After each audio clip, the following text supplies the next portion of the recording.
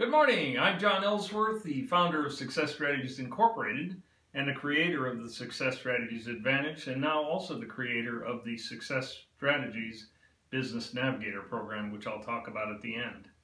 Today's presentation is entitled The Art of Racing in the Rain, and it's actually based upon the movie by that same name, which was also based upon a book by that same name written by Garth Stein.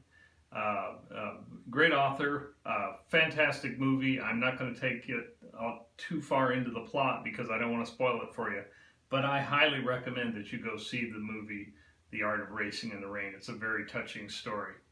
One of the most awesome quotes that I saw from the author Garth Stein is this, and I quote, "There is no dishonor in losing the race. There is only dishonor in not racing because you're afraid to lose."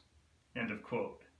And I thought to myself, wow, how appropriate that is for the dairy industry from 2015 through 2018.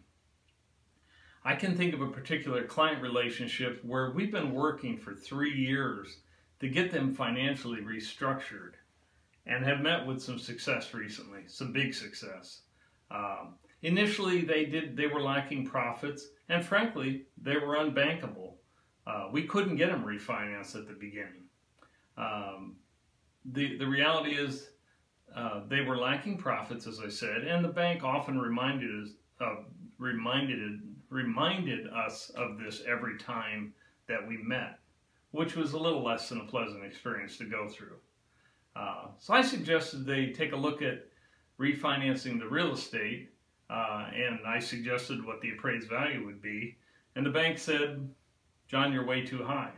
Turns out, after they took up my challenge and did the appraisal, it actually came in $300,000 higher than I had projected, which was a good thing. Of course, then the next challenge was, "John, your milk prices are projected to be way too high," when in reality they came in almost to the penny where I projected for the rest of that year.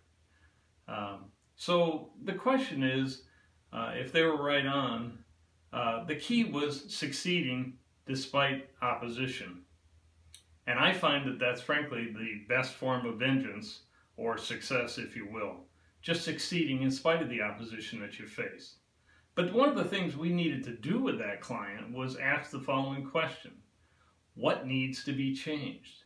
Well, in this case, there were a number of things that we could change, and we did change. Number one, the feed program changed dramatically. There were a lot of ration changes to fine-tune their rations and boost their production to help build their profitability. And my hat's off to the nutritionist. He did a fabulous job. On milk pricing, thank goodness for options, and more recently, thank goodness even more for the DRP, the Dairy Revenue Protection Program. That has helped us immensely in the last year or so. Labor efficiency was something we looked at, and frankly, this is something we needed to study in two respects. How many cows were we milking per hour? How many cows were we managing per man in full-time equivalents? The milk pounds per cow per day. That helped tremendously to get that up 2 to 3 pounds. And finally, all these things led to better profits, and we were very profitable in 2017 and 2018. Which frankly is almost unheard of in those 2 years. Yet, on number 5, I think it's important that we remember what Dan Sullivan, my business coach, says. If we measure it, we can understand it. If we understand it, we can control it. And again, if we can control it, we can improve it. That formula works each and every time. Does it happen at the same speed in every situation? Absolutely not. But it is very possible to make it work. It just takes time.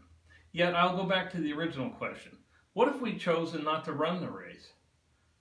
In effect, what if we'd given up? I've done one marathon of 26.2 miles, and I can assure you I did not win that race. But I think anybody that finished that race, and it took me 4 hours plus to do so, anybody that could finish it actually came in with a win. So I've done that one. I have 3 questions for you. What do you need to change? What changes do you need to make in your operation? Number two, what would the impact of this change be? And you can forecast this because you know if you get things on the right track, you're going to go up, whether it's reproductive performance in your herd, milk production per cow per day, whatever element you're focusing on, you can do that. So what do you need to change? What kind of changes do you need to make? What would the impact of those changes be? And then number three, what steps do you need to take today? Where can you start? Every 1,000-mile journey starts with the first step. So I'd encourage you to follow a very similar path. What change would you make? What major breakthrough could you head to today? Whatever it is, I suggest you think about it and do it starting today. I'd also like to introduce you to, I mentioned earlier, the Success Strategies Business Navigator program. I highly encourage you to check it out at our website. It's a fairly It's a fairly low-cost program that we are offering, which will guide you on milk marketing, business strategy, cash flow analysis, banking, and other things you need to become a better business person in your dairy operation. I would encourage you to check it out at our website, which is right behind me. If you look up there, you'll see successstrategies.com. Again, I'm John Ellsworth, the founder of Success Strategies Incorporated and the creator of the Success Strategies Advantage, as well as this new Success Strategies Business Navigator program. I want to thank you for listening today, and I wish you the very best of success this year. Thank you very much.